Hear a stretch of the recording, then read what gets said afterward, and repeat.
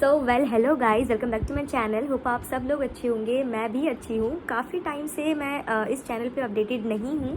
It's been 2 to 3 months की मैं काफ़ी कुछ मतलब चल रहा है मेरी लाइफ में, जिस वजह से मैं ना ही तो कुछ पोस्ट कर पा रही हूँ, ना ही मैं कुछ वीडियो बना पा रही हूँ, ना ही कुछ वीडियो उसके बारे में कुछ सोच पा रही हूँ। एंड जो भी मेरी लाइफ में भी चेंजेस हुए हैं वो बहुत ही पॉजिटिव चेंजेस हैं।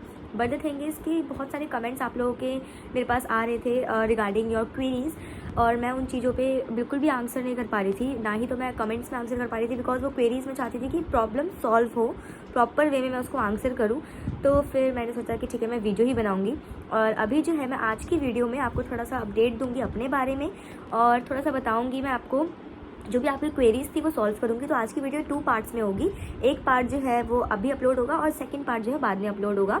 ज़्यादा टाइम नहीं लूँगी मैं, या तो मैं साथ साथ ही अपलोड कर दूँगी। एक्चुअली मैं इतने दिन से आप सबके साथ कनेक्टेड इसलिए नहीं थी। वैसे मैं काफ़ी रिप्लाईज़ करती थी, ऐसा नहीं है कि मैं बिल्कुल रिप्लाई नहीं करती थी, मैं रिप्लाई करती थी।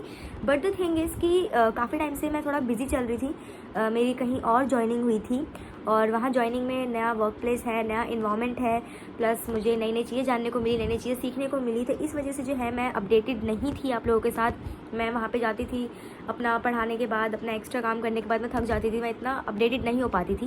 प्लस साइड बाई साइड मेरी पढ़ाई भी चल रही है, तो इस वजह से मैं प्रॉपर वे में वीडियो बनाना, वीडियो के बारे में सोचना नहीं कर पा रही थी। Because video banana is not a easy task. बनाने के बाद उसको सोचना, उसको एडिट करना, उसको अपलोड करना, उसको फिर वीडियोस में देखना कि कुछ भी ऐसा तो नहीं है जो इनअप्रोप्रिएट हो। प्लस जैसे अभी मैं वीडियो बना दूँगी, क्या पता मैं 5-6 मिनट की बना दूँ, बट वो शॉर्ट करनी पड़ेगी मुझे, प्लस एडिट करना पड़ेगा।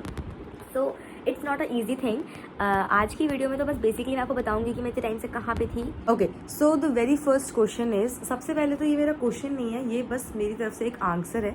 आप में से बहुत सारे लोगों को लगता है कि मैं वीडियोस बनाती हूँ, व्यूज़ आ रहे हैं या व्यूज़ नहीं भी आ रहे हैं तो मैं पैसे कमा रही हूँ या फिर ये हो रहा है। वीडियो बनाने का मेरा मेन मोटिव बस यही था कि जब मैं डीएलएड में थी, जब मैं अपने टीचिंग कोर्स में थी, तो मुझे किसी ने भी एज सच कुछ इन्फॉर्मेशन मेरे पास नहीं थी। ना ही मुझे लेसन प्लान के बारे में पता था, ना ही मुझे डीएलएड के बारे में पता था, बीएड के बारे में भी नहीं पता था, पेडागोजीज़ के बारे में नहीं पता था। मुझे ये नहीं पता था कि कैसे लेसन प्लान बनाया जाता है। एंड बहुत सारी चीज़ें हैं जो कि मुझे नहीं पता था, जो कि जैसे आप लोग आउट ऑफ क्यूरोसिटी पूछते हैं, ऐसे ही मेरे पास भी बहुत सारे क्वेश्चंस होते थे। बट जब मैं यूट्यूब पे सर्च करती थी तो उस टाइम तक नहीं आता था। अब तो फिर भी काफ़ी सारे चैनल्स ऐसे बन गए हैं जो कि थोड़ा बहुत बताने लग गए हैं, बट स्टिल अभी भी अगर मैं सर्च करती हूँ ना NIOS के बारे में, फॉर एग्जांपल अगर मुझे पढ़ना है डीएलएड NIOS के बारे में, तो मुझे उसके बारे में अपडेट नहीं मिलती है, मुझे इन्फॉर्मेशन नहीं मिलती है, कुछ ऐसा इन्फॉर्मेशन है ही नहीं। लेसन प्लान्स की वीडियो भी बस वही लिमिटेड है, उसके बाद है ही नहीं। आई गेस मेरा ही चैनल जो है जिसमें आपको हर तरह के लेसन प्लान मिलेंगे, प्राइमरी सेकेंडरी लेवल के, integrated lesson plan, Hindi English, हर तरह के लेसन प्लान। आई गेस मेरा ही चैनल है। अगर इसके अलावा और कोई चैनल भी है तो बहुत अच्छी बात है, बिकॉज मैं चाहती हूँ कि इस चीज़ के बारे में भी बातें हों, क्योंकि प्रॉपर चैनल ही नहीं है जो प्रॉपर इन्फॉर्मेशन प्रोवाइड करे। तो मुझे एक कमेंट आया था कि बहुत इजी होता है वीडियो बनाकर पैसे छाप लेना। तो इट्स नॉट लाइक दैट कि मैंने वीडियो बनाई एंड पैसे छापा। टू बी वेरी ऑनेस्ट, बहुत ज़्यादा व्यूज़ नहीं आते हैं मुझे, और बहुत कम भी नहीं आते हैं, ठीक ठाक से हो जाते हैं। मैं सेटिस्फाइड नहीं हूँ अपने व्यूज़ से। बट द थिंग इज़ कि मैं हेल्प करना चाहती हूँ, तो मेरा मेन मोटिव ये है कि मैं वीडियो बनाऊँगी, मैं अपलोड करूँगी। अगर किसी 5 पर्सन की भी हेल्प हो गई मेरी वीडियोस से, सो दैट्स इनफ। तो ऐसा नहीं है कि मैं पैसे छाप रही हूँ या पैसे बना रही हूँ, बिल्कुल भी नहीं है। प्लीज़ ये माइंडसेट आप नहीं रखिए। तो अब स्टार्ट करते हैं। हमारा जो फर्स्ट क्वेश्चन है वो है कि डीएड में भी पेडागोजी होती है क्या? हाँ जी, डीएड में पेडागोजी होती है। चाहे डीएड हो, चाहे बीएड हो, चाहे इंटीग्रेटेड कोर्स हो, पेडागोजी हर जगह होती है। इनफैक्ट मैं जिस स्कूल में पढ़ाती हूँ उस स्कूल में भी पेडागोजी होती है। प्राइवेट स्कूल्स में पेडागोजी इतनी फॉलो नहीं होती है, बट टीचिंग कोर्स में और जो आपके स्कूल्स हैं वहाँ पे भी पेडागोजी फॉलो होती है प्रॉपर।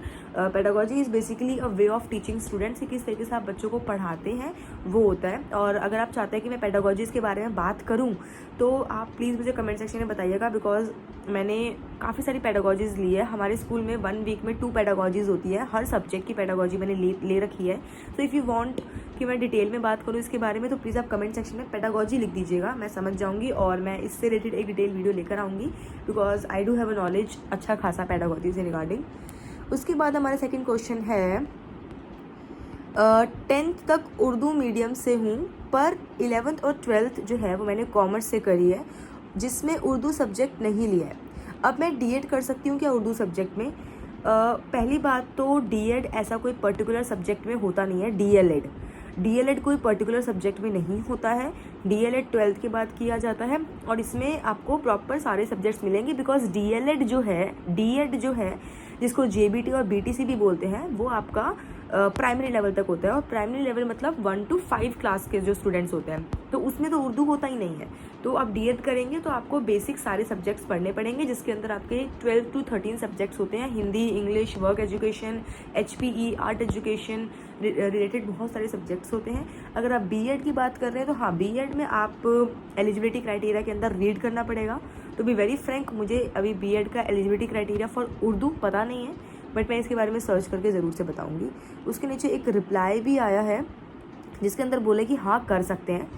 सो अभी मैं 100% श्योर नहीं हूँ इस चीज़ के बारे में, बट आपने डीएड पूछा है तो डीएड में तो एज सच कोई स्पेसिफिक सब्जेक्ट नहीं होता है।